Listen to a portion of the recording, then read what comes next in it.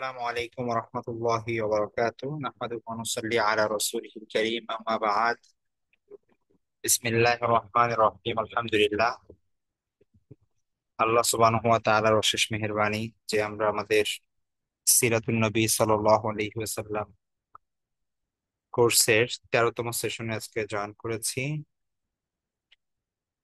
আমরা আজকে খুবই গুরুত্বপূর্ণ একটা টপিক নিয়ে আলোচনা করব।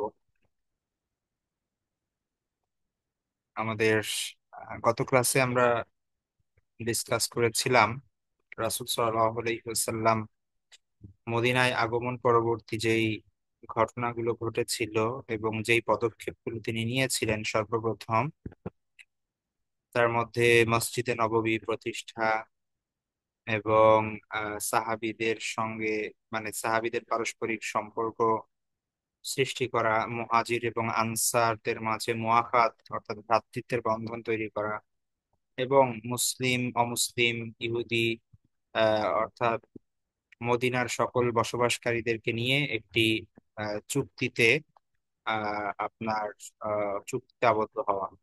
তো এই বিষয়গুলো ছিল। এর পাশাপাশি আমরা প্রথম এবং দ্বিতীয় হিজরি, বিশেষ করে বদর যুদ্ধের আগ পর্যন্ত যে সকল ঘটনা ঘটেছে সেগুলো আমরা আলোচনা করেছি সংক্ষেপে। কিছু সারিয়া এবং গাজওয়া সেই সময় হয়েছিল, অর্থাৎ আল্লাহ রাসূল সাল্লাল্লাহু আলাইহি ইসলাম কিছু অভিযান প্রেরণ করেছিলেন, কিছু অভিযানে স্বয়ং অংশগ্রহণ করেছিলেন। কিন্তু সরাসরি কাফেরদের সাথে বড় ধরনের কোনো যুদ্ধ বা সরাসরি সংঘর্ষ এর ঘটনা সেই পর্যন্ত হয়নি। কিছু তীর ছোড়াছুড়ি হয়েছে অথবা দেখা যাচ্ছে দুই গ্রুপ মুখোমুখি হয়েছেন, এরকম হয়েছে। তো তখন পর্যন্ত বড় ধরনের কোনো ঘটনা ঘটেনি। তো আমরা এই এই ঘটনাগুলোর মধ্যে একটা ঘটনা পড়ছিলাম যে আহ উসাইরার ঘটনা, অর্থাৎ মক্কা থেকে আল্লাহ রাসূল সাল্লাল্লাহু আলাইহি ওয়াসাল্লাম শুনতে মানে আল্লাহ রাসূল সাল্লাল্লাহু আলাইহি ওয়াসাল্লামের কাছে খবর আসলো যে মক্কা থেকে আবু সুফিয়ানের নেতৃত্বে একটা বড় মানে বিজনেস ট্রিপ, একটা ব্যবসায়িক কাফেলা তারা সিরিয়া অভিমুখে করে যাচ্ছে। আল্লাহ রাসূল সাল্লাল্লাহু আলাইহি ওয়াসাল্লাম চেয়েছিলেন সেটাকে সেটা সেই সেখানে সেটা আক্রমণ করার জন্য এবং আহ, তো সেইটা আমরা আলোচনা করেছিলাম যে সেটা আর সংঘর্ষ হয় নাই, কারণ হচ্ছে মুসলমানরা যাওয়ার আগেই আবু সুফিয়ান দূরে চলে যায় এবং মুসলমানরা পরবর্তীতে ফেরত আসে।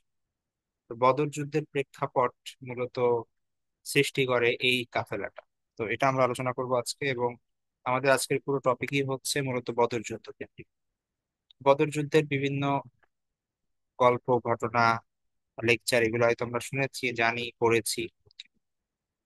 তো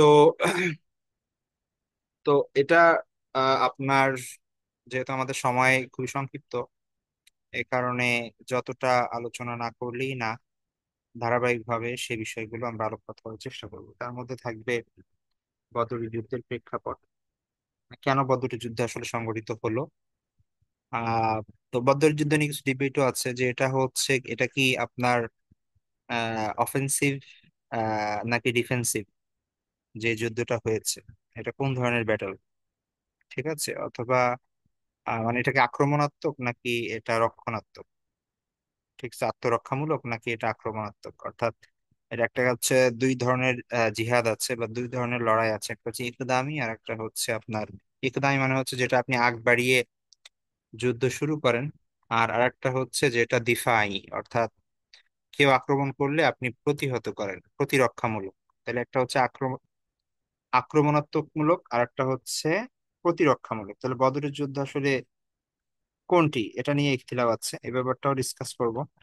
এর পাশাপাশি মুসলমানদের সংখ্যা, তাদের শক্তি ভার্সেস কাফেরদের সংখ্যা শক্তি, কিভাবে কাফেররা প্রস্তুতি নিল, কোন প্রেক্ষিতে তারা এ যুদ্ধ করতে আসলো, তারপর হচ্ছে আপনার আহ এবং আনুষঙ্গিক যে বিষয়গুলো আসবে যুদ্ধের ভেতরকার এবং পরবর্তী বিষয়গুলো ইনশাল্লাহ।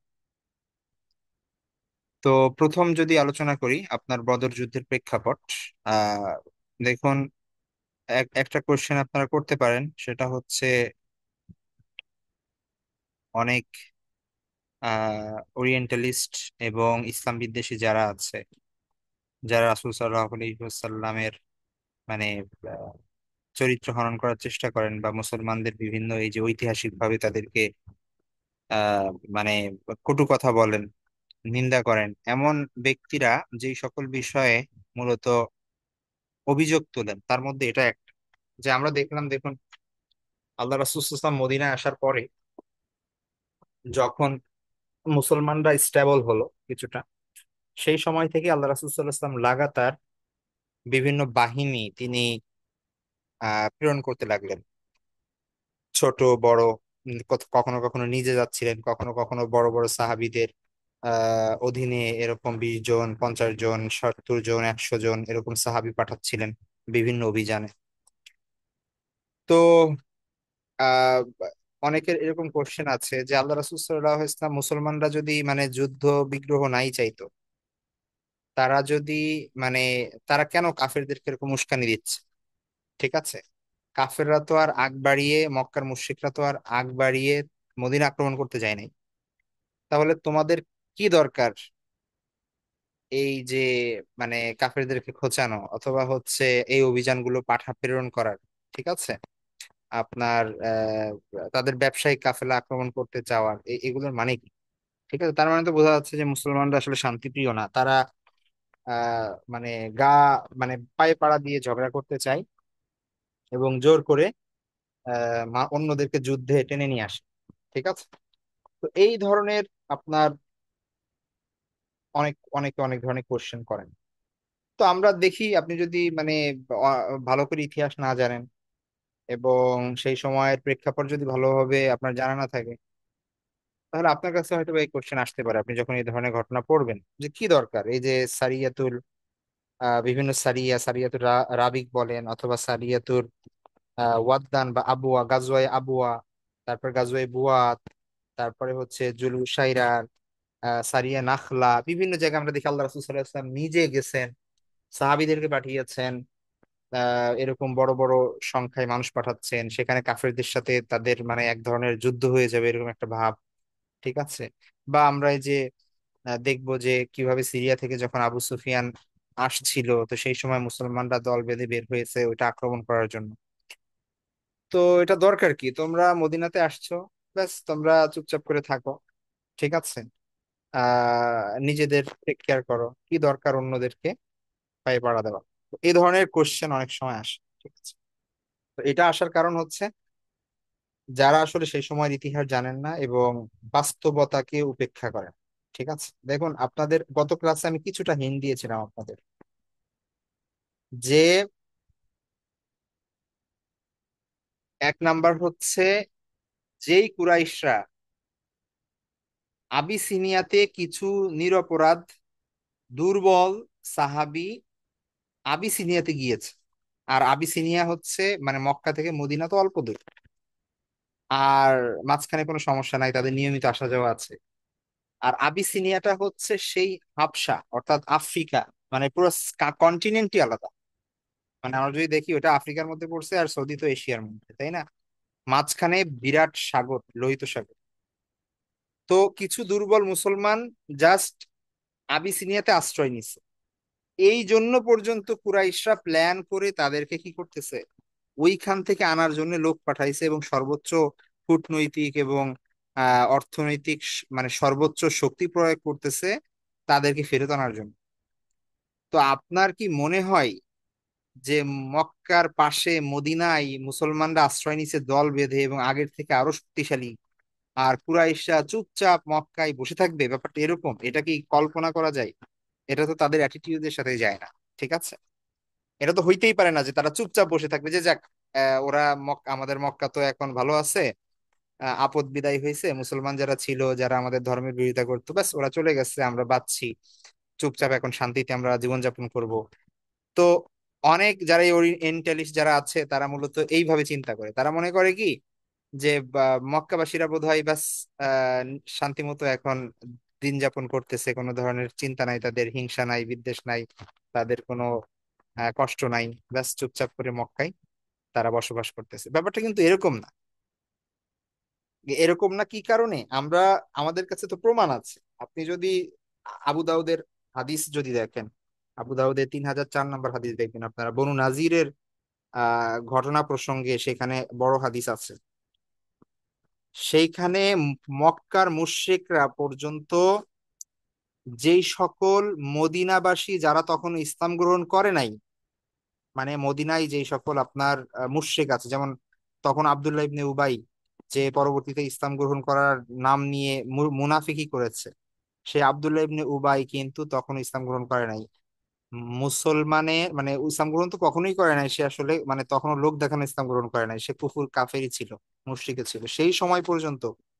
মক্কা থেকে মক্কার কুরাইশরা বারংবার মদিনার মুশরিকদেরকে চিঠি দিয়েছে যে তোমরা যেই সকল লোকদের আশ্রয় দিছো, বিশেষ করে মুহাম্মাদকে তোমরা আশ্রয় দিছো, এটা কিন্তু তোমাদের ভালো পরিণতি হবে না। ঠিক আছে, তোমরা তার সঙ্গে লড়াই করে তাকে দেশ ছাড়া করো, আর না হয় আমরা সদল বলে অচিরেই তোমাদের উপর হামলা করব এবং তোমাদের যোদ্ধাদের হত্যা করব, তোমাদের মহিলাদের দাসী বানাবো, ইত্যাদি ইত্যাদি। এটা সুস্পষ্ট হাদিসে আছে এগুলো। মক্কাবাসীরা এক মুহূর্ত বসেছিল না। মক্কাবাসীরা প্রথমত মক্কায় যেই সকল মুসলমানরা ট্র্যাপড ছিল, অনেক মুসলমান ছিল যারা হিজরত করতে পারে নাই দুর্বলতার কারণে, অথবা হচ্ছে সমস্যার কারণে, অথবা তাদেরকে আটক করে রাখা হয়েছিল, তাদের উপর তো অত্যাচার নিয়মিত চলছেই। পাশাপাশি মদিনায় কেন হিজরত করে গিয়েছে, মদিনাবাসীদেরকে হুমকি ধামকি দেওয়া হচ্ছিল যে তোমাদের কিন্তু খবর আছে, তোমরা ওকে তাদেরকে বিতাড়িত করো তোমাদের শহর থেকে, না হলে কিন্তু আমরা এসে তোমাদের ধ্বংস করে দিব। তো এই যে যে একটা মানে অ্যাজাম্পশন যে মুসলমানরা হুদাই কোনো কাম নাই আগে মানে পা পাড়া দিয়ে ঝগড়া করতে গেছে, ব্যাপারটা কখনোই এরকম না। বরং বদরের যুদ্ধ সংঘটিত হয়েছে তো দ্বিতীয় হিজরিতে। এই যে 2 বছর, প্রথম 2 বছর 1.5 বছর যে গেল, এই 2 বছর মুসলমানরা তো কিছুই করে নাই। কি করছে, তারা তো তাদের সীমান্ত পাহারা দিবেই, যেন কারণ পর পর পর থ্রেট আসতেছে মক্কাবাসীর কাছ থেকে। মুসলমানরা কি এইটুকু অধিকার নেই তাদের যে তারা তাদের যে আশপাশ আছে সেখানে খোঁজ খবর নিবে, কখন না আক্রমণ করে বসে? এই জন্য কি তারা লোক পাঠাতে পারে না? এটা কি তাদের অন্যায়? ঠিক আছে, এটা তো তাদের আত্মরক্ষার জন্য জরুরি যে তারা কি করবে। এমনকি প্রথম দিকে বদরের যুদ্ধের আগ পর্যন্ত আল্লাহ রাসূল, এমন বর্ণনা আছে যে আল্লাহ রাসূল সাল্লাল্লাহু আলাইহি ওয়াসাল্লাম রাত্রে ঘুমাতে পারতেন না, মানে এই টেনশনে যে কখন না মদিনার উপর আক্রমণ হয়ে আসে বসে, কখন না মক্কা থেকে ওরা আক্রমণ করে বসে। ঠিক আছে, কারণ মাঝখানে তো আর কোনো কিছু নাই। তা তো মুসলমানরা কি করবে এখন? মুসলমানরা তাদের সাধ্য অনুযায়ী তাদের চারপাশ যেই সব জায়গা থেকে আক্রমণ হওয়ার সম্ভাবনা ছিল, বা যেই সব রুট ধরে কাফেরদের আসার কথা ছিল, ওই জায়গাগুলোতে তারা বিভিন্ন সময় লোকজন পাঠিয়েছে, হামজা রাদিয়াল্লাহু তাআলার নেতৃত্বে, আবু উবাইদা রাদিয়াল্লাহু তাআলার নেতৃত্বে, বিভিন্ন সাহাবীর নেতৃত্বে লোকজন পাঠাইছে যে খোঁজ খবর রাখো কি অবস্থা। মানে এটা এটা এত স্বাভাবিক। তো এখন বাংলাদেশের বর্ডারে ধরেন বিজিবি রাখা আছে। এখন এই এই রাখার মানে কি এই যে আমরা যুদ্ধ করতে যাচ্ছি? মানে তুমি এখানে কেন কি রাখছো, তোমার সৈন্য রাখছো, তার মানে তুমি যুদ্ধ করতে যাচ্ছ। এই জন্য যদি ভারত আক্রমণ করে দেয় তাহলে এটা কি রাইট হবে? ব্যাপারটা হচ্ছে এরকম। মূলত এটা হচ্ছে একটা দিক। প্রথমত এইটা হচ্ছে একটা কারণ ছিল, আত্মরক্ষার জন্য মূলত এই সকল অভিযান হয়েছে। 2 নাম্বার যে বিষয়টা, সেটা হচ্ছে অর্থনৈতিক একটা বিষয় আছে। দেখেন, মক্কা থেকে যারা হিজরত করে আসছে, এদের সবার কিন্তু মক্কায় তাদের জায়গা জমি সম্পত্তি ঘর বাড়ি সবকিছুই রয়ে গেছে। এরা কিন্তু মানে ফকিরের বেশে চলে আসছে মদিনায়, সবকিছু ফেলে তারা নিজের জানটা কোনো মতে লুকায়া তারপরে কোনো মতে চলে আসছে মদিনাতে। কিছু তো আর সাথে আনার উপায় নাই, তার জমি বিক্রি করে আরেকজনের কাছে টাকা টুকা নিয়ে চলে আসবে, ব্যাপারটা এটা তো কোনো উপায় নাই। কারণ হচ্ছে এটা তো জানানোরই উপায় নাই যে সে চলে যাচ্ছে। তারা তো কোনো মতে গোপনে চলে আসছে, জান মানে নিজের জানটা বাঁচিয়ে। সেখানে তাদের ধন সম্পদ কিভাবে আনবে, আর হচ্ছে তারা কিভাবে করবে, তাদের সম্পদ কিভাবে বিক্রি করবে? তো যার কারণে উম, মদিনায় যখন মুসলমানরা চলে আসলো হিজরত করে, এরা একদম নিঃস্ব ছিল। ঠিক আছে, কিন্তু এদের সম্পদ কিন্তু মক্কায় ছিল। তো এই সম্পদের কি হয়েছে? কাফের যারা মক্কাবাসী, এরা এই সম্পদ দখল করেছে, ভোগ করেছে। ঠিক আছে, এরা ওই সম্পত্তি বিক্রি করে দিয়েছে বা অপব্যবহার করেছে। এবং এই যে আবু সুফিয়ানের যেই কাফেলা সিরিয়াতে যাবে, এইটা ছিল সেই সময়ের একটা মানে সেই সময়ের ইতিহাসে একটা বড় ধরনের একটা মানে কাফেলা। এবং এই কাফেলা এত বড় হওয়ার কারণ ছিল যে মদিনায় যেই সকল মুহাজির আশ্রয় নিয়েছেন, সেই সকল মুহাজিরের যেই সকল সম্পদ ছিল মক্কায়, সেগুলো তারা এই ব্যবসায়িক খাতে লাগাইছিল। ঠিক আছে, অর্থাৎ তারা যে সিরিয়াতে ব্যবসা করতে যাচ্ছে, এখানে মুসলমানদের সম্পদও ছিল, যেগুলো তারা আত্মসাৎ করে তারপরে এটা দিয়ে ব্যবসা করে তারা অস্ত্রশস্ত্র কিনে তারপরে হচ্ছে কি করবে, মদিনা আক্রমণ করবে, এটা তাদের প্ল্যান ছিল। তো আপনি আমার সম্পত্তি লুট করে তারপরে হচ্ছে আপনার আত্মসাৎ করে সেইটা আপনি ব্যবসার কাজে লাগাইতে যাচ্ছেন, এবং সেই টাকা এই জন্য যাচ্ছেন যে এই টাকার শৈলে এটা দিয়ে অস্ত্র কিনে আপনি আমাকে আক্রমণ করবেন, তাহলে কি আমার রাইট নাই আমি এই কাফেলাকে বাধা দিব?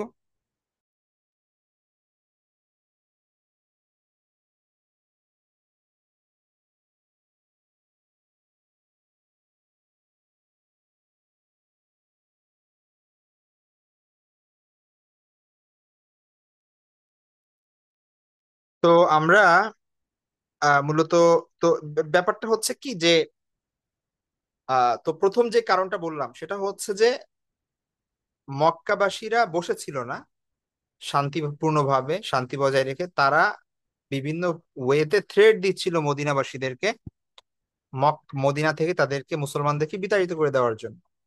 ঠিক আছে, এবং যুদ্ধের হুমকি দিচ্ছিল, এটা তো গেল। এর পাশাপাশি মক্কায় যেই সকল সম্পদ ছিল মুসলমানদের, সেগুলো তারা বিক্রি করে এবং আত্মসাৎ করে সেইটা দিয়ে হচ্ছে আপনার কি করতেছিল, সিরিয়াতে বাণিজ্যিক যে কাফেলা যাচ্ছিল সেখানে তারা সেই টাকা ব্যবহার করছিল, সেই সম্পদ ব্যবহার করছিল। তো এটা হচ্ছে দ্বিতীয় বিষয়। আর তৃতীয় বিষয় হচ্ছে আবু সুফিয়ানের নেতৃত্বে যে বড় কাফেলা, মানে সেই সময়ের প্রেক্ষাপটে অনেক বড় একটা কাফেলা তারা সিরিয়াতে যাচ্ছিল, যে ব্যবসার উদ্দেশ্যে, তাদের এই ব্যবসার উদ্দেশ্যই ছিল যে এইখান থেকে যেই লাভ হবে তারা সেটা মুসলমানদের বিরুদ্ধে ব্যয় করবে, তাদের বিরুদ্ধে যুদ্ধাস্ত্র কিনবে এবং তাদের আক্রমণ করবে। তো এই সকল বিষয়গুলো যদি আপনার সামনে থাকে তাহলে আপনার কখনোই মনে হবে না যে মুসলমানদের মুসলমানরা যে অভিযানগুলো প্রেরণ করেছে অথবা মুসলমানরা যে কাফেরদের এই ব্যবসায়িক কাফেলাগুলোতে আক্রমণ করার চেষ্টা করেছে, সেটা যে কোনো ওয়েতে আপনার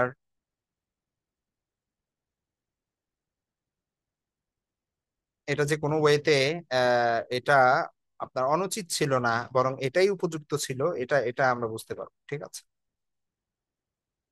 আমার তো এই যে আপনার উসাইরার যে আপনার অভিযান ছিল আল্লাহ রাসূল সাল্লাল্লাহু আলাইহি ওয়াসাল্লাম, হ্যাঁ,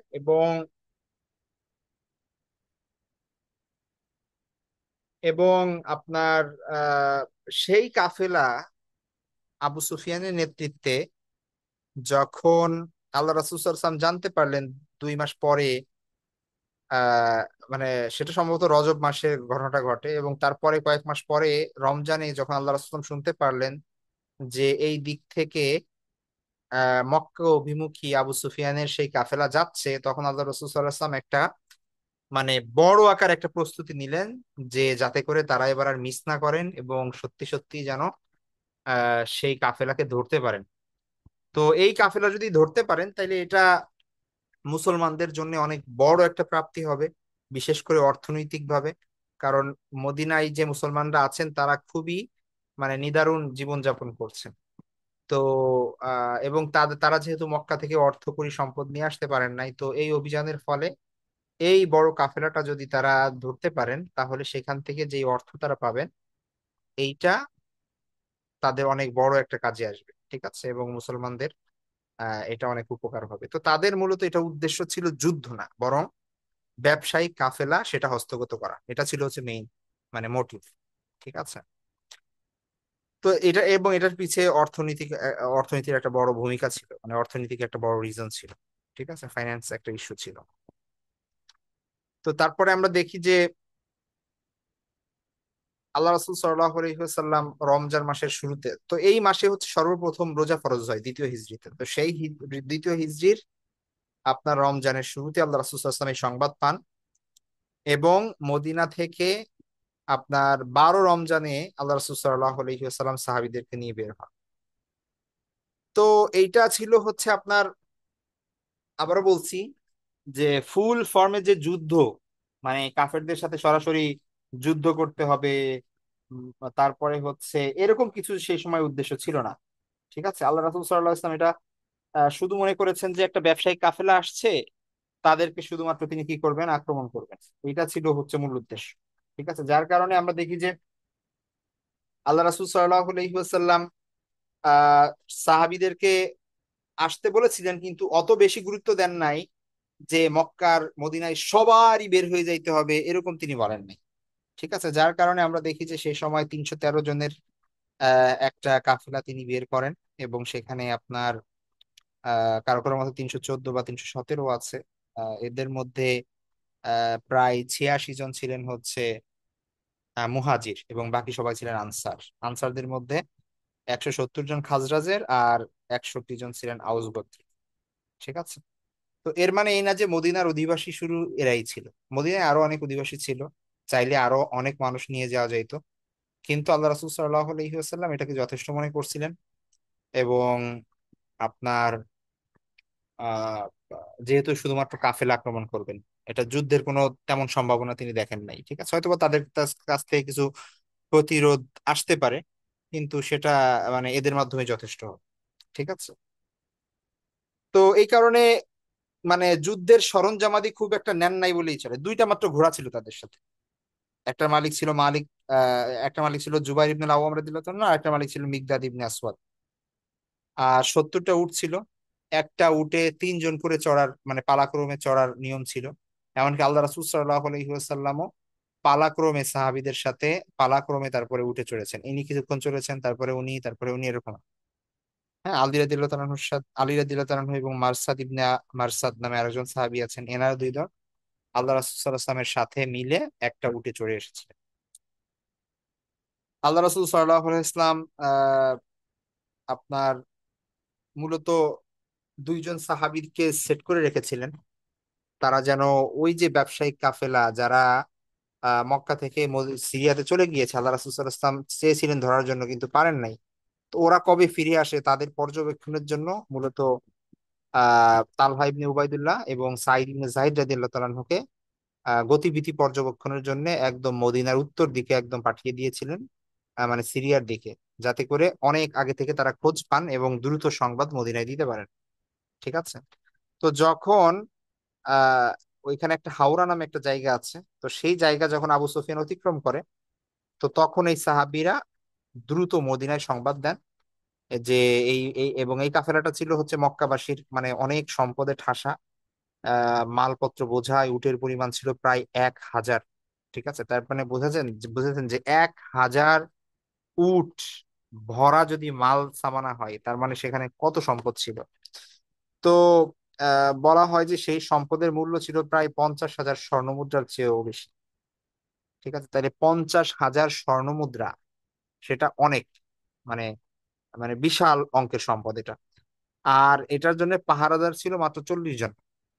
এদের নেতৃত্বে ছিল হচ্ছে আবু সুফিয়ানের হাতে। তো আল্লাহ রাসূল সাল্লাল্লাহু আলাইহি ইসলাম ওইভাবে প্রস্তুতি নিয়ে সাহাবীদের আহ জড়ো করেন যখন এই সংবাদটি পান। এবং আহ পরবর্তীতে আপনার, যাই হোক, আমরা আলোচনা করছিলাম হচ্ছে যে মদিনার অবস্থা। তো মদিনায় আল্লাহ রাসূল সাল্লাল্লাহু আলাইহি ওয়াসাল্লাম সাহাবীদেরকে জড়ো করেন 313 জন বা 17 জন বা 14 জন, তিনটা বর্ণনা বর্ণনা আছে আলাদা আলাদা। এবং তারপরে 12ই রমজানে তিনি অভিযানে বের হয়ে যান। ঠিক আছে, আমরা জানি যে বদর যুদ্ধ সংঘটিত হয় হচ্ছে 17 তারিখে, অর্থাৎ আরো 5 দিন পরে হবে। তো এটা হচ্ছে আমরা আলোচনা করছি 12 রমজানে মদিনা থেকে আল্লাহ রাসূল সাল্লাল্লাহু আলাইহি ওয়াসাল্লাম বের হয়ে যান। এবং মদিনায় প্রথমে তিনি দায়িত্ব দেন হচ্ছে আব্দুল্লাহ ইবনে উম্মে মাকতুম রাদিয়াল্লাহু তাআলা আনহু, তাকে ইমামতির দায়িত্ব দেন আল্লাহ রাসূল সাল্লাল্লাহু আলাইহি ওয়াসাল্লাম সার্বিক ব্যবস্থাপনার। কিন্তু আমরা জানি আব্দুল্লাহ ইবনে উম্মে মাকতুম রাদিয়াল্লাহু তাআলা আনহু তিনি ছিলেন একজন অন্ধ সাহাবী। তো আল্লাহ রাসূল সাল্লাল্লাহু আলাইহি ওয়াসাল্লাম পরবর্তীতে আবু লুবাবা ইবনে আব্দুল মুনজির নামে একজন সাহাবী ছিলেন, তাকে আপনার মদিনার ব্যবস্থাপনার দায়িত্ব দিয়ে তাকে পাঠিয়ে দেন। তো তিনি পরবর্তীতে মদিনার দায়িত্বভার গ্রহণ করেন। এবং আল্লাহ রাসূল সাল্লাল্লাহু আলাইহি ওয়াসাল্লাম সেই সময়ের প্রধান যে পতাকা মুসলিম বাহিনীর, সেই পতাকা তুলে দেন মুসআব ইবনে উমাইর রাদিয়াল্লাহু তাআলার হাতে। এই পতাকার রং ছিল সাদা। ঠিক আছে। আর দুইটা দলে বিভক্ত হয় মুসলমানরা, একটা মুহাজিরদের দল, এটার পতাকা থাকে হযরত আলী রাদিয়াল্লাহু আনহুর হাতে। আর আনসারদের দলের পতাকা থাকে সাদ ইবনে মুআজ রাদিয়াল্লাহু আনহুর হাতে। ঠিক আছে। তো আহ তিনটা ভাগে ভাগ করা হয় বাহিনীকে, ডান পাশে, বাম পাশে এবং মাঝখানে। হ্যাঁ, ডান পাশে থাকে জুবাইর ইবনুল আওয়াম রাদিয়াল্লাহু তাআলা আনহু, আর বাম দিকে মিকদাদ ইবনে আমর, যেই দুইজন মূলত ঘোড়সাওয়ারি ছিল। ঠিক আছে। এই দুইজনেরই ঘোড়া ছিল, তো দুইজন দুই পাশে ডানে এবং বামে নেতৃত্ব দেন, এবং মাঝে থাকেন আল্লাহ রাসূল সাল্লাল্লাহু আলাইহি ওয়াসাল্লাম। তো তারপরে আমরা দেখব যে আল্লাহ রাসূল সাল্লাল্লাহু আলাইহি ওয়াসাল্লাম আহ স- মানে বের হওয়ার পরে খবর নিয়ে তিনি দেখেন যে যা এদিক দিয়ে আবু সুফিয়ান হচ্ছে আপনার, সে তো অনেক চালাক মানুষ, এবং আবু সুফিয়ানের জীবনে যদি আপনি দেখেন, মক্কার মধ্যে যারা ছিল খুবই চতুর এবং মানে সম্ভ্রান্ত পরিবার তো আছেই, প্লাস হচ্ছে জ্ঞানী গুণী এবং সম্মানের দিক থেকে, এবং বিশেষ করে রাজনৈতিক নেতৃত্ব দেওয়ার এবং কৌশল বোঝার মতো এরকম কৌশলী মানুষ যারা ছিল, তাদের মধ্যে একজন ছিল হচ্ছে আবু সুফিয়ান। ঠিক আছে। তো আবু সুফিয়ান যদিও পরবর্তী ইসলাম গ্রহণ করেছেন তিনি মক্কা বিজয়ের সময়, আহ এই জন্যও তিনি তো সাহাবী, কিন্তু তার জীবনের অধিকাংশ সময় তো তিনি পার করেছেন ইসলামের বিরুদ্ধে, মুসলমানদের বিরুদ্ধে। তো যেই জন্য আমরা মানে এই বদরের যুদ্ধ বলেন, উহুদের যুদ্ধে তো তিনি নেতৃত্বই দিয়েছেন মুসলমানদের বিরুদ্ধে। তো এই কারণে দেখা যাচ্ছে যে আহ আবু সুফিয়ানকে আমরা ওইভাবেই চিনি, মানে যখন আবু সুফিয়ানের কথা আসে তখন আমাদের মনে হয় যে ইসলাম একজন শত্রু, কিন্তু ইভেনচুয়ালি তো তিনি ইসলাম গ্রহণ করেছিলেন, যার কারণে তার নামের শেষে আমরা রাদিয়াল্লাহু তাআলা আনহু বলতে হবে। ঠিক আছে, যেভাবে আমরা অন্য সাহাবীদের ক্ষেত্রে রাদিয়াল্লাহু তাআলা আনহু বলি।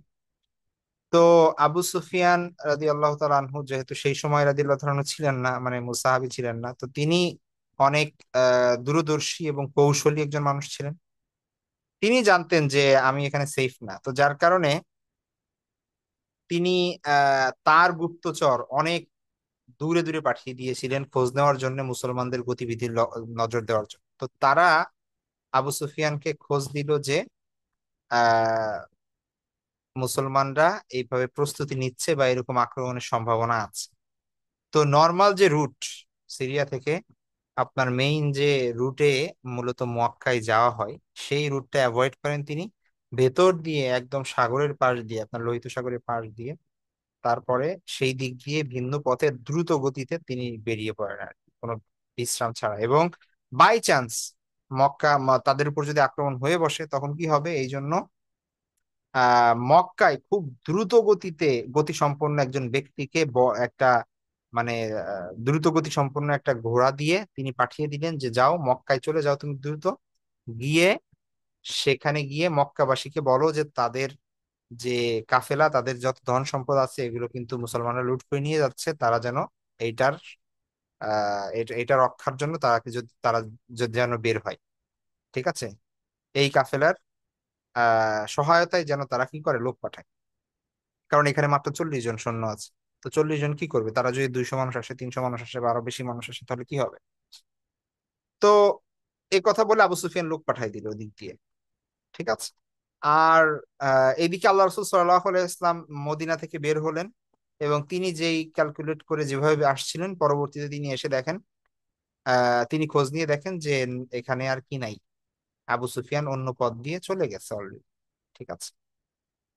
তো স্বাভাবিকভাবেই তার যে প্রথম যে উদ্দেশ্য ছিল কাফেলা আক্রমণ করার, সেটা তো আসলে হলো না। ঠিক আছে। তো পরবর্তীতে আল্লাহর ইচ্ছা ছিল ভিন্ন আসলে, এখানে এখানে যদি শুধুমাত্র কাফেলা আক্রমণ করতেন তাহলে দেখা যাচ্ছে অনেক সম্পদ পেতেন, এটা ঠিক, কিন্তু আহ আল্লাহ সুবহানাহু ওয়া তাআলার ইচ্ছা ভিন্ন ছিল, এবং আরো অনেক বড় বিজয় আল্লাহ সুবহানাহু ওয়া তাআলা দান করেছেন মুসলমানদের, শুধু সম্পদ না, বরং সম্মান, এবং কাফেরদের বড় বড় মানে নেতা যারা, তারাই নির্মূল হয়ে গিয়েছে মূলত বদরের যুদ্ধে, আমরা দেখবো পরে। তো আল্লাহ রাসূল সাল্লাল্লাহু আলাইহি ওয়াসাল্লাম আহ যেহেতু আবু সুফিয়ানের নাগাল পেলেন না, তো তার প্রাথমিক ইচ্ছা ছিল আপনার মদিনায় ফিরে আসা। ঠিক আছে। এদিকে এটা হচ্ছে এই দিকের ঘটনা। ওইদিকে আবু সুফিয়ান যেই ব্যক্তিকে মূলত পাঠিয়েছে মক্কাবাসীর কাছে, ঠিক আছে, তো সে গিয়ে সেই সময় মূলত মানুষের কালচার, মানুষের জীবন ধারণ, তাদের সামাজিক আচার আচরণ এটা সেই রকম অন্যরকম ছিল। তো সেই সময়ে এই লোক, যেই লোক মক্কায় আসলো, আবু সুফিয়ান পাঠিয়েছে, এ গিয়ে নিজের জামা কাপড় ছিঁড়ে তারপরে চিৎকার করে মক্কাবাসীদেরকে ডেকে তারপরে বলতে লাগলো যে তোমাদের সব শেষ হয়ে যাচ্ছে, হ্যাঁ, ও সিরিয়া থেকে আসার পথে এত এত সম্পদ নিয়ে মুসলমানরা আক্রমণ করছে। তো এই দিকে আবু সুফিয়ান, মানে আবু জাহাল, তারপরে উতবা সাইবা এবং সবাই দেখা যাচ্ছে যে আপনার আহ মক্কায় আছে। তো তারা আর দেরি করলো না, যেহেতু দেখেন এটা কিন্তু তারা কিন্তু বিজনেস ট্রিপে পাঠিয়েছিল, তো এইখানে কিন্তু শুধুমাত্র মক্কার মুশরিক বা হচ্ছে যারা খারাপ শুধুমাত্র তাদের সম্পদ যে ওখানে, ব্যাপারটা এরকম না। এখানে মক্কাবাসীর সামগ্রিক সব কুরাইশের সবার সম্পদ ছিল এখানে, ঠিক আছে। অর্থাৎ একদম আল্লাহ রাসূলুল্লাহ সাল্লাল্লাহু আলাইহি ওয়াসাল্লামের চাচা আব্বাস রাদিয়াল্লাহু তাআলা থেকে শুরু করে, তারপরে হচ্ছে আপনার অন্যান্য পরবর্তীতে ইসলাম গ্রহণ করছে, কিছুদিন পরে ইসলাম গ্রহণ করছে, এরকম অনেক সাহাবী সবাই এখানে ছিল, ঠিক আছে। এবং কি আল্লাহ রাসূল সাল্লাল্লাহু আলাইহি ওয়াসাল্লামের জামাতা জয়নাব রাদিয়াল্লাহু তাআলা আনহার হাজবেন্ড, তার সম্পদও ছিল। এরকম অনেক মক্কাবাসীর সম্পদ ছিল। সুতরাং যেহেতু সম্পদ রক্ষার জন্য আমাদের কি করতে হবে, এখানে বের হইতে হবে, সুতরাং এখানে ইসলামের শত্রুকে আর মিত্রকে এটা দেখার বিষয় না, এখানে সবার বের হইতে হবে, কারণ এটা সম্পদ রক্ষা করার বিষয়। তোমার সম্পদ আছে, তাহলে তোমার যাইতে হবে, ব্যাপারটা এরকম। আবু জাহেল এরকম করে বলেন সবাই। তো যার কারণে কেউ চাক আর না চাক, অনেকে ছিল যারা মুসলমানদের প্রতি সিম্পাথাইজ ছিল, তারা সিম্প্যাথি ছিল তাদের, মুসলমানদের বিরুদ্ধে তারা যুদ্ধ করবে না, কিন্তু তাদের সম্পদের জন্য, তাদের সম্পদ সেখানে আছে, এই কারণে তারা সেখানে যেতে বাধ্য। এরকম আল্লাহ রাসূল সাল্লাল্লাহু আলাইহি ওয়াসাল্লামের জামাই, আল্লাহ রাসূল সাল্লাল্লাহু আলাইহি ওয়াসাল্লামের চাচা আবু বকর রাদিয়াল্লাহু আনহুর ছেলে। তো এমনি ভাবে অনেক মানুষকে আমরা দেখবো যারা এই যুদ্ধে আসছে এবং তারা আসতে বাধ্য হয়েছে, ঠিক আছে। তো সবাই অস্ত্র শস্ত্র নিয়ে তৈরি হলো। তারপরে কুরাইশরা প্রায় আপনার মানে আবু জাহাল, উতবা ইবনে রবিয়া, সাইবা ইবনে রবিয়া, তারপর উমাইয়া ইবনে খালফ সহ অন্যান্য যত নেতা ছিল, তারা হচ্ছে আহ এবং আবু জাহেল বলে দিল যে সব পরিবার থেকে লোক পাঠাইতে হবে। তো তারা 1,000 লোক লোক রেডি করলো। সেই সময়ের যত অস্ত্র শস্ত্র আছে, ঢাল তরবারি বর্ম বর্ষা, হ্যাঁ, এবং তাদের যে শিরস্ত্রাণ, তারপরে হচ্ছে যুদ্ধের পোশাক, ঠিক আছে, এই সবগুলো দিয়ে তারা সজ্জিত ছিল। 100টা ঘোড়া ছিল, যেদিকে মুসলমানদের ঘোড়া ছিল মাত্র 2টা, তাদের কাছে ঘোড়া ছিল 100। মুসলমানদের উট ছিল হচ্ছে আপনার কি বলে 100টার মতো, আর এদের কাছে উট ছিল হচ্ছে 70টা, সরি 700টা। তো সব দিক থেকে এরা মুসলমান থেকে সংখ্যায় 3 গুণ। তো আবু জাহাল তো খুব খুশি যে যাক, এই ওসিলাই মুসলমানদেরকে কি করব, সম্পদ তো আনবোই আনবো, ওদেরকে একবারে ধ্বংস করে দিয়ে আসবো, ঠিক আছে। তো এরা যত দ্রুত সম্ভব এই দ্রুত গতিতে প্রস্তুতি সম্পন্ন করে তারা মক্কা থেকে বের হয়। মক্কা থেকে বের হওয়ার পরে আবু সুফিয়ান সংবাদ পাঠালো যে আমি নিরাপদে মুসলমানদের সেই বিপজ্জনক জায়গা পার হয়ে আসছি, এখন আর ভয় নাই, ঠিক আছে। তারা আক্রমণ করতে পারে নাই। তো আহ এখন কি মানে সে জাস্ট সংবাদ দিল মক্কার কুরাইশদেরকে, যাতে তোমরা টেনশন করো না, আমি সেফ আছি এবং কাফেলা নিরাপদে আছে, আমরা মক্কায় ফেরত আসতেছি এই রাস্তাতে। তো তারা মক্কার কাছাকাছি চলে আসলো এবং এই সময় হচ্ছে মক্কা থেকে অলরেডি আবু জাহেলের নেতৃত্বে 1,000 সৈন্য এরা বের হয়ে গেছে মদিনার উদ্দেশ্যে, ঠিক আছে। এই সময় তাদের কাছে আবু সুফিয়ানের মেসেজ আসে, বার্তা ভাব আসে। তো স্বাভাবিকভাবেই যারা অনেক মানুষ এখানে, তারা বলল যে চলো আমরা এখন মক্কায় ফেরত যাই, যেহেতু আমাদের সম্পদ নিরাপদে আছে, সুতরাং এই অভিযানের কোনো মানে হয় না। কিন্তু আবু জাহাল বলল, সবাইকে কনভিন্স করলো যে না, আমরা যেহেতু বের হইছি, আজকে আমাদের আক্রমণ করতে পারে নাই, আমরা চলে আসছি, আগামীকাল কি হবে, পরের দিন কি হবে, প্রতিনিয়ত তারা আক্রমণ করার চেষ্টা করবে, তুমি কয়দিন মানে বাদ দিবা, আমরা যেহেতু বের হইছি, আমরা এটার একটা বিহিত করে ছাড়বো, আমরা যাই, আমরা মুসলমানদেরকে একদম শেষ করে দিয়ে তারপরে বাসায় ফিরবো।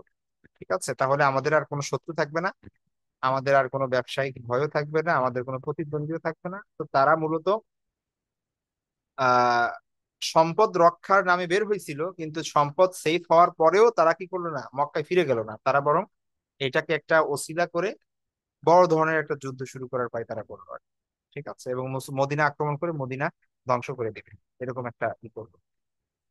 তো যাই হোক, আমরা তারপরে দেখি যে আল্লাহ রাসূল সাল্লাল্লাহু আলাইহি ওয়াসাল্লামের কাছে সংবাদ আসলো যে এরকম মক্কা থেকে 1,000 সৈন্য এরকম এরকম এরকম এরকম বের হয়েছে। আল্লাহ রাসূল সাল্লাল্লাহু আলাইহি ওয়াসাল্লাম তো তিনি আসলে যুদ্ধের জন্য তো আসলে বের হন নাই।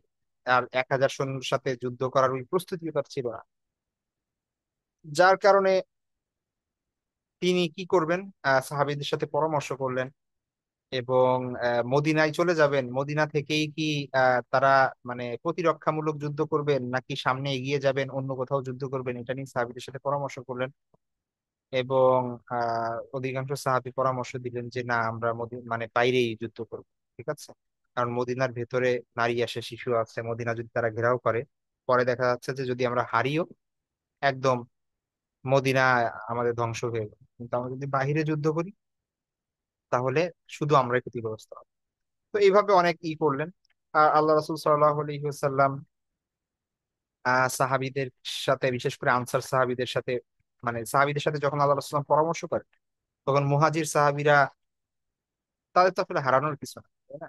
তারা তো মানে তারাই কথা বলছিলেন। তো আল্লাহ রাসূল সাল্লাল্লাহু বারবার জিজ্ঞেস করছিলেন যেন আনসার সাহাবীরাও কিছু বলে, কারণ আল্লাহ রাসূল সাল্লাল্লাহু আলাইহি ওয়াসাল্লামকে তারা গ্রহণ করেছে যাতে করে আল্লাহ রাসূল সাল্লাল্লাহু আলাইহি ওয়াসাল্লামকে তারা সেফটি দিতে পারে।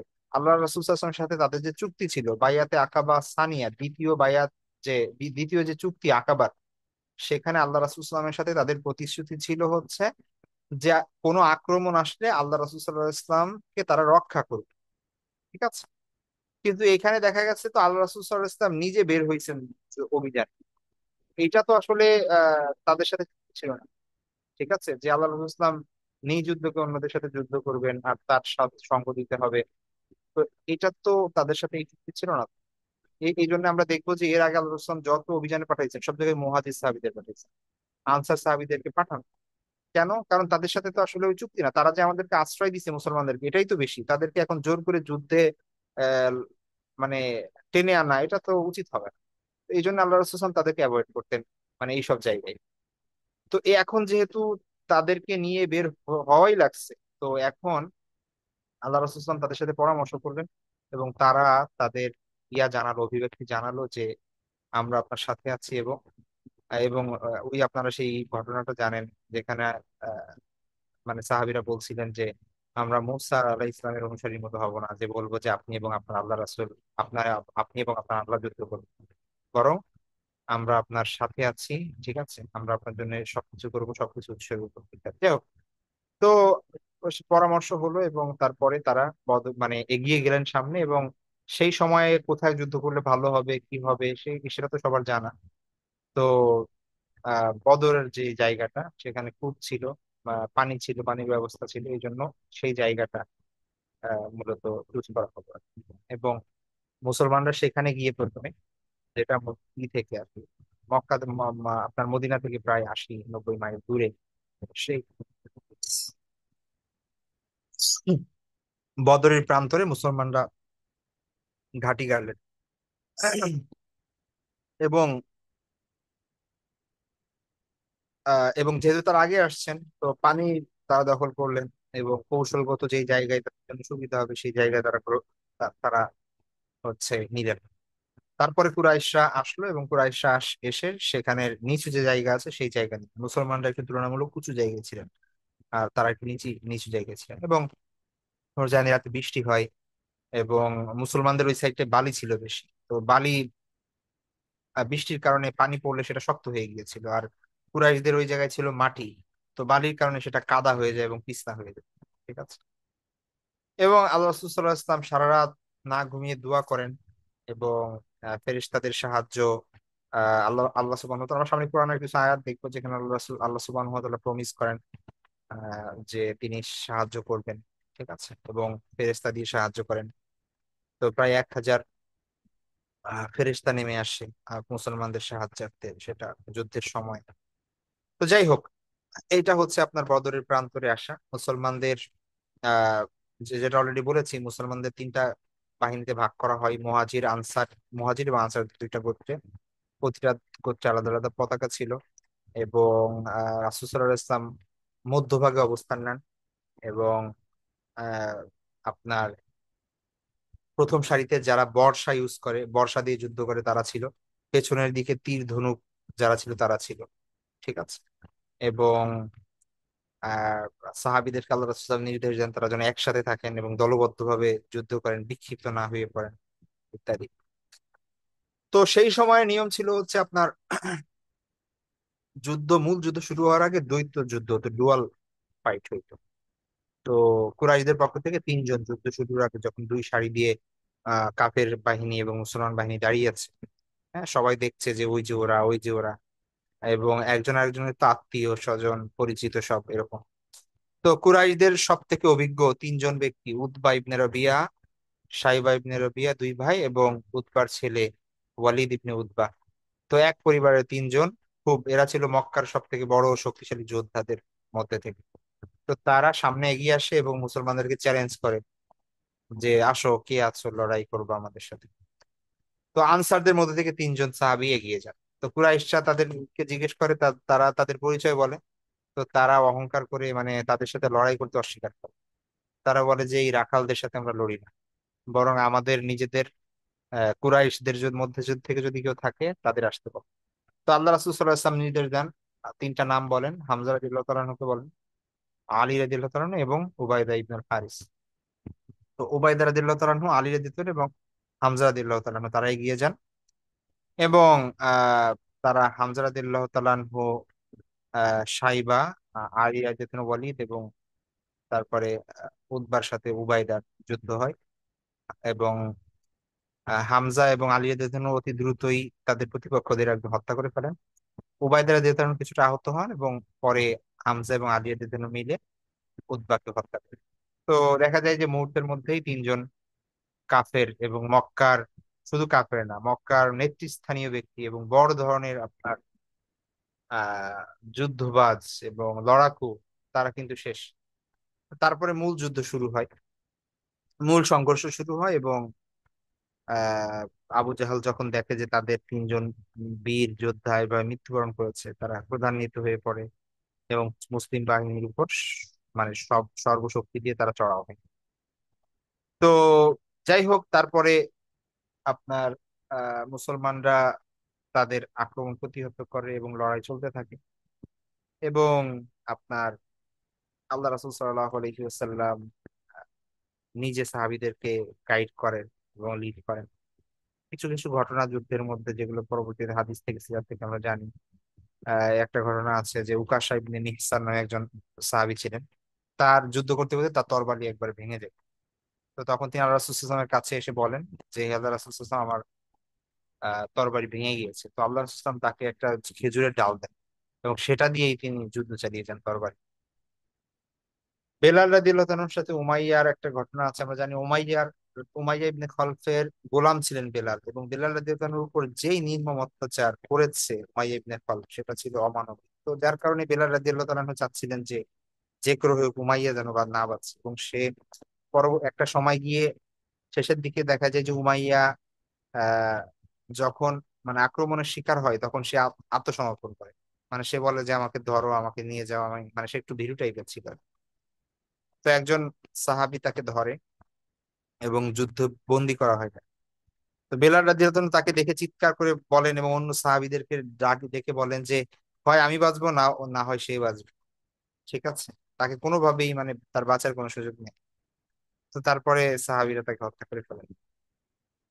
আবু বকর রাদিয়াল্লাহু আনহু, এবং আবু বকর রাদিয়াল্লাহু আনহু তো আমরা জানি যে একদম শুরুতে ইসলাম গ্রহণ করেন, এবং তার ফ্যামিলির ঈশা রাদিয়াল্লাহু তাআলা আনহা, তারপরে হচ্ছে আপনার ইয়া কি বলে আসমা রাদিয়াল্লাহু তাআলা আনহা এবং তার অন্যান্য সন্তান ইসলাম গ্রহণ করে। কিন্তু তার পুত্র আব্দুর রহমান সেই সময় পর্যন্ত, সে যুবক, সে তখনো মুসলিম হয় নাই। পরবর্তীতে ইসলাম গ্রহণ করেছেন, কিন্তু তখনো মুসলমান হন নাই। এবং আমরা জানি যে অনেক সাহাবি অনেক অনেক অনেক নিরপেক্ষ মানুষেরও কি করা হয়েছে, মানে তারা তাদের ইসলাম মানে যুদ্ধে আসতে হয়েছে, যেমন আব্বাস রাদিয়াল্লাহু আনহু তিনিও গ্রেফতার হয়েছিলেন।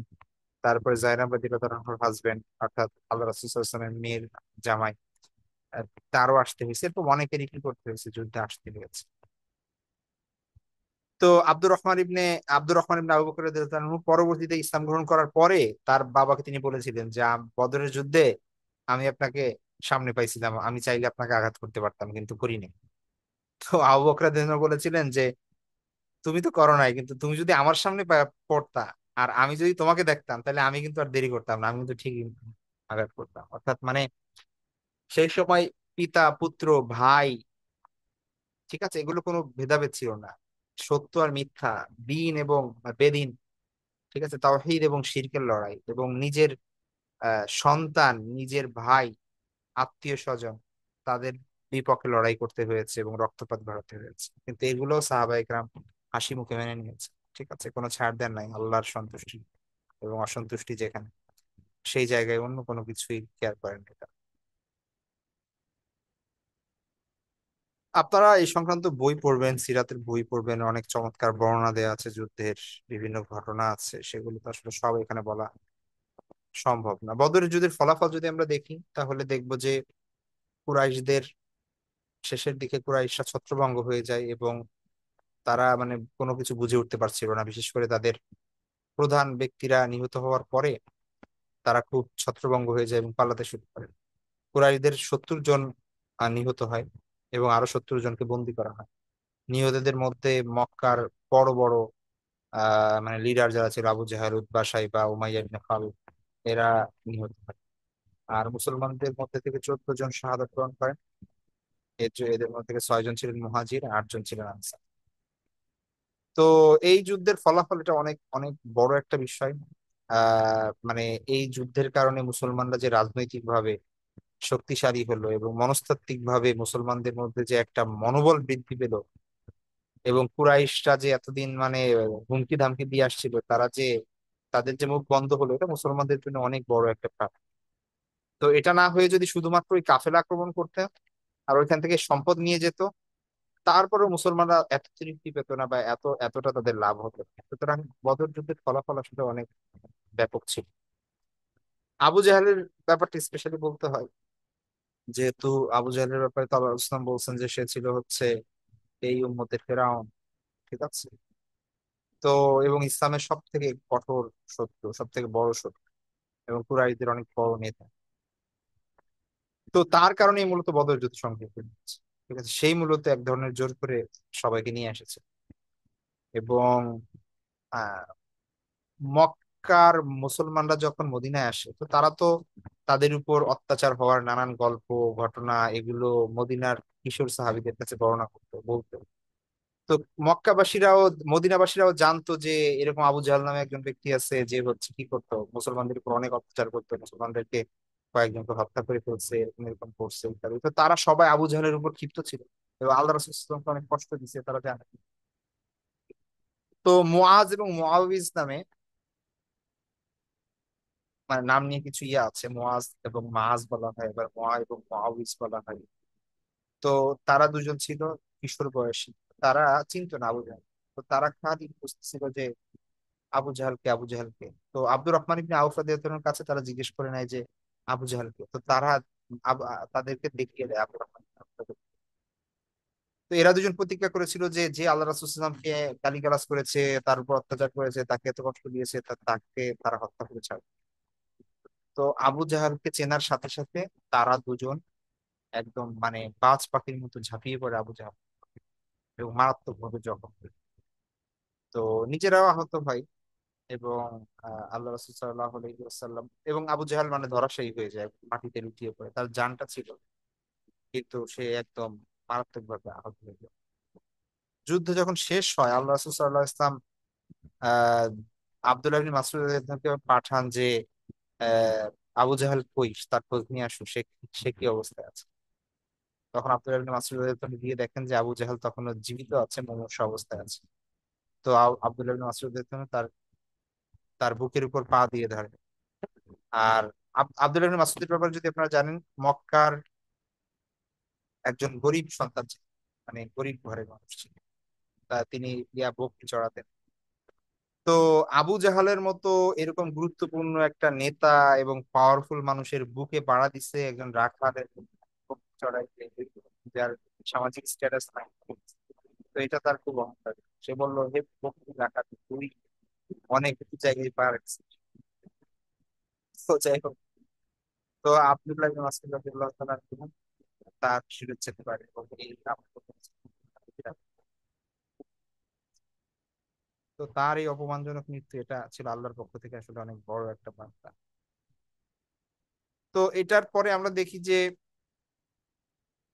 যারা যুদ্ধবন্দী হয় বদর যুদ্ধে, এদেরকে নিয়ে মদিনায় চলে আসা হয়, এবং মদিনায় তো তখন সবার কাছে খবর পৌঁছে যে এই ঘটনা ঘটেছে ইত্যাদি। তো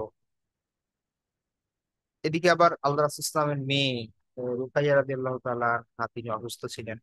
এই কারণে উসমান রাদিয়াল্লাহু আনহু বদর যুদ্ধে অংশগ্রহণ করতে পারেন, কারণ তার ওয়াইফ অসুস্থ ছিল। কারণ আল্লাহ রাসূল সাল্লাল্লাহু আলাইহি ওয়াসাল্লাম বলছিলেন যে তুমি মদিনায় থাকো। তো বদরের যুদ্ধের মুসলমানদের বিজয়ের খবর যেই মুহূর্তে মদিনায় আসে, সেই মুহূর্তে মূলত রুকাইয়া রাদিয়াল্লাহু তাআলা আনহার জানাজা, কাফন দাফন শেষ করে মুসলমানরা মানে মাটি দেওয়া মাত্র শেষ করছে এই অবস্থা। একদিক থেকে খুশির খবর আসে, আর একদিক থেকে এরকম একটা দুঃখের সংবাদ ঘটে গিয়েছে। যাই হোক, তো আল্লাহ রাসূল সাল্লাল্লাহু আলাইহি ওয়াসাল্লাম যুদ্ধবন্দীদের ব্যাপারে কি করা যায় সেই ব্যাপারে পরামর্শ করেন সাহাবীদের সাথে, এবং এক একজন সাহাবী এক এক পরামর্শ দেন। তো আবু বকর রাদিয়াল্লাহু আনহু পরামর্শ দেন যে মুক্তিপণ নিয়ে ছেড়ে দেওয়া হোক। ওমর রাদিয়াল্লাহু আনহু পরামর্শ দেন যে এদেরকে হত্যা করা হোক, এরা সবাই ইসলামের শত্রু। তো যাই হোক, আবু বকর রাদিয়াল্লাহু আনহু পরামর্শ আল্লাহ রাসূল গ্রহণ করেন এবং মুক্তিপণের বিনিময়ে বন্দীদের মুক্তি দেওয়ার সিদ্ধান্ত নেন। আহ আহ, অনেকের কাছে 4,000 দিরহাম থেকে 1,000 দিরহাম, বিভিন্ন ধরনের এক একজন থেকে এক এক ধরনের মুক্তিপণ নেন। যাদের মুক্তিপণ দেওয়ার সামর্থ্য ছিল না এবং যারা শিক্ষিত ছিল, তাদেরকে শিক্ষার বিনিময়ে তাদের মুক্তি দেওয়া হয়। তারা মুসলমানদের শিশুদেরকে লেখাপড়া শেখান, এই শর্তে তাদের মুক্তি দেওয়া হয় এরকম। যাই হোক, তারপরে আমরা দেখি যে বদরের যুদ্ধের এর পরে মূলত পুরো মানে সেই আহ, আমরা বুঝতে পারি যে মানে মুসলমানদেরকে এতদিন যারা গণায় ধরতো না বা অবজ্ঞা করতো, বা আশেপাশের যে গোত্রগুলো, তারা এখন একটু নড়ে চড়ে বসা শুরু করলো, এবং মানে বুঝলো যে এটা মুসলমানরা একটা নতুন একটা পাওয়ার হিসেবে মানে মানুষের নজরে আসলো। ঠিক আছে। এবং এরপরে আমরা দেখবো যে মুসলমানদের সংখ্যা আস্তে আস্তে বাড়তে থাকবে, এবং একের পর এক মদিনায়ও মুসলমানদের যে একটা ইহুদিদের যে আস্ফালন, সেটা কমে যাবে। এরপর আরো ঘটনা আছে যেটা আমরা আলোচনা করব। এবং বিশেষ করে মদিনায় মুশরিক যে শ্রেণী ছিল, এরা আস্তে আস্তে ইসলাম গ্রহণ করে ফেলবে। ঠিক আছে, অথবা আহ মুনাফিক হয়ে যাবে। ঠিক আছে, কারণ মানে এখানে আর ইসলাম না গ্রহণ গ্রহণ না করার মতো আর কারণ তাদের কাছে আর নাই কিছু। ঠিক আছে, হয় প্রকাশ্যে ইসলাম গ্রহণ করবে, ভেতরে ভেতরে ইসলামের শত্রুতা করবে, অথবা অনেস্ট ইসলাম গ্রহণ করবে। সেটা আমরা দেখবো সামনে যে কিভাবে মুনাফিক শ্রেণী তৈরি হয়। তো বদরি সাহাবীদের, যারা বদরের যুদ্ধে অংশগ্রহণ করেছে, এই সাহাবীদের মর্যাদা অনেক বেশি। ঠিক আছে। এবং হাদিসের মধ্যে এসেছে যে এদের পূর্বাপর সমস্ত গুনাহ মাফ করে দেওয়া হয়েছে। ঠিক আছে। আর আর আমরা উমর রাদিয়াল্লাহু সময় দেখি যে তার খেলাফতকালে বদরি সাহাবীদের বিশেষ ভাতার ব্যবস্থা করেন, এবং তাদের অগ্রাধিকার দেন, তাদের মতামতের অগ্রাধিকার দেন, তাদের আহ মানে সম্মান অনেক বেশি ছিল অন্যদের থেকে। কোরআনের মধ্যে বদরের যুদ্ধ সংক্রান্ত বিভিন্ন আয়াত আছে, বিশেষ করে সূরা আনফালের মধ্যে অনেকগুলো আয়াত আছে। সূরা আলী ইমরানের মধ্যে আছে।